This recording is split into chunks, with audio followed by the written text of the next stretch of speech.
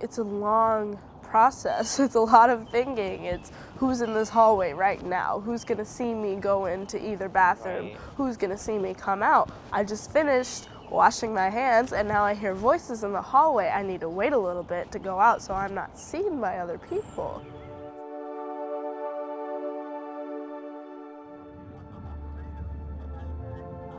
We're here in Charlotte, North Carolina, which some might say is the hotbed of transgender bathroom rights, to talk to a transgender boy named Vinnie.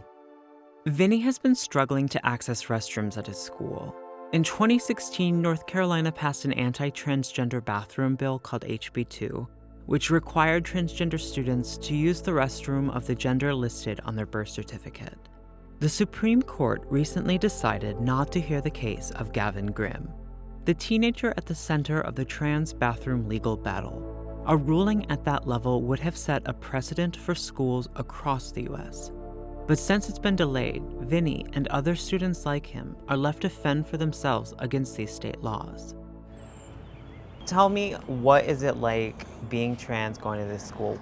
It's just very scary having to pee and then you walk out and there's 2 bathrooms and you're like, well, which one am I supposed to go in? It can become dangerous. It can out trans kids and make them a target. Kind of infuriates me, I guess, as a trans person, but an adult now. Just to think about having to make this decision. It's so easy to get socially ostracized in one way or another at school, and now you have to make this big decision just about where to use the bathroom. And be targeted because of it in a way that's related to your gender. If you're worried so much about what bathroom to use, who's going to be around, you're spending so much time thinking about this that you're not learning. You're probably in class trying to plan your next steps. I know that Vinnie thinks exactly like that. I felt like if I went into the girls' bathroom, I'd be invalidating myself.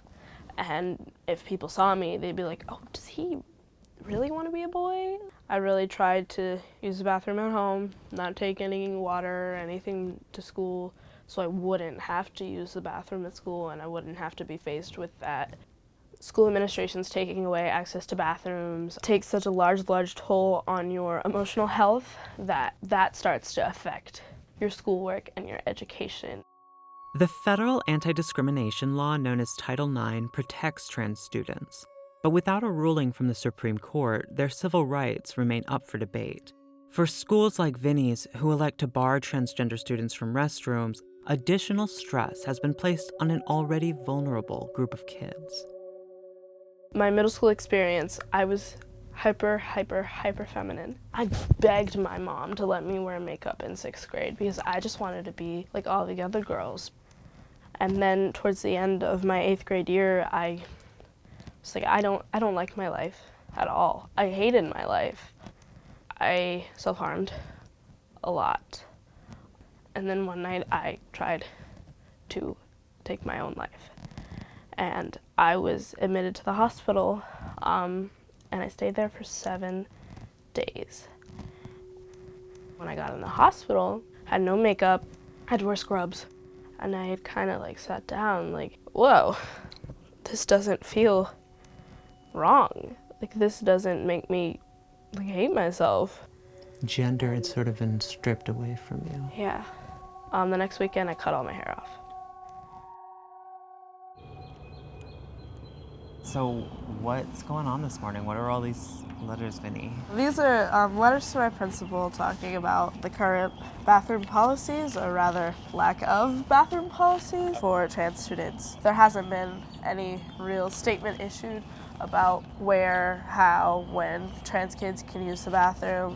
Why are there so many? Because I asked a lot of people. So these are written by your friends? Or yes. My classmates and my friends. My school, Northwest, is seen as a very LGBTQ friendly place, and that's not necessarily being upheld. Vinnie does have scheduled time with the principal today to talk about the bathroom. This principal is convinced that if she allows Vinnie to use the boys' bathroom, that she will be breaking the law. So we're gonna go meet to discuss it. We've been preparing for this for probably over a week now.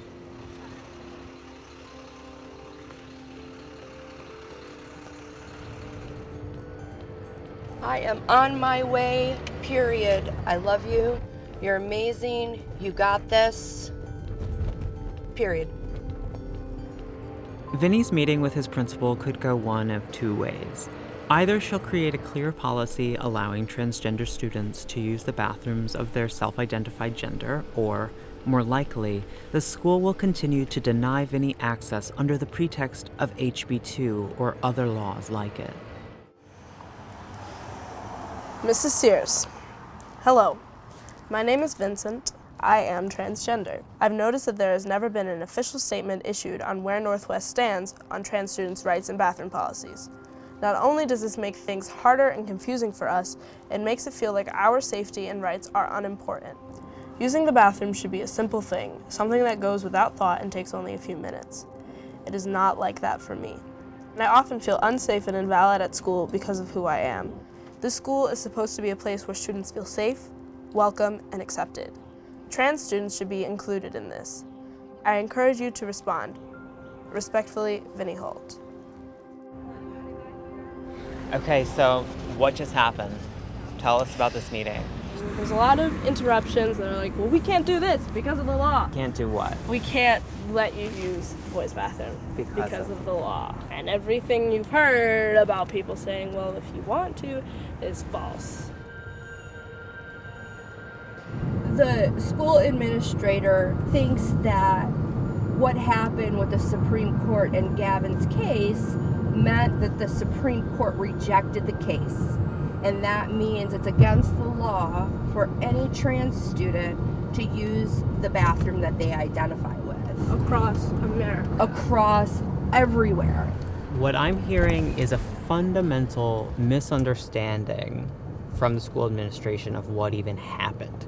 Because what happened was the Supreme Court decided, actually, we're not going to hear this appeal. Right. Which meant that there would be no conclusion. The fact you guys are telling me that the school thinks it's illegal for kids in any school across the country to use the bathroom if they're trans is nuts.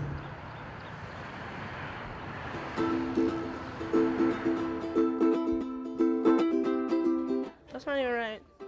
Is it? Throughout this fight, Vinnie has found a strong support network at his local LGBTQ youth center, where he socializes with other teens who are struggling with the same issues in North Carolina. LGBT youth and queer youth have had to become something of advocates at very young ages. Can you talk to me about if you feel you've been forced in a way to step up into this self-advocacy role? We've definitely had to take it upon ourselves to make sure we're well-versed in really anything regarding us and our rights. When you're oppressed, you have to be versed in your oppression, and when you're trying to tell people who might be authorities or who might be older than you, it can be scary, so it's good to have knowledge to fall back on. When people say, what do you want to do when you grow up? I'm like, advocacy. Sometimes I don't want that to be my whole life, but I know that I don't really have any other choice. I know that I have to get up tomorrow and do all of this again with every ounce of fight that I have in me, and that's gonna be the rest of my life. In March of 2017, North Carolina replaced HB2 with another discriminatory bill, one that makes it illegal to establish explicit protections for transgender people.